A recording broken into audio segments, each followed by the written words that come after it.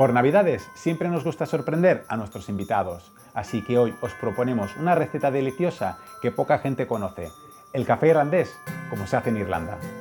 ¿Qué necesitamos? Una copa de cristal, una coctelera, hielo, nata líquida, whisky, azúcar moreno y café infusionado. Lo primero que haremos será añadir media taza de whisky y 2 cucharitas de azúcar moreno. Luego lo pondremos a hervir. Una vez hervido, lo pondremos en nuestra copa de cristal. Seguidamente, prepararemos la infusión de café con una V60.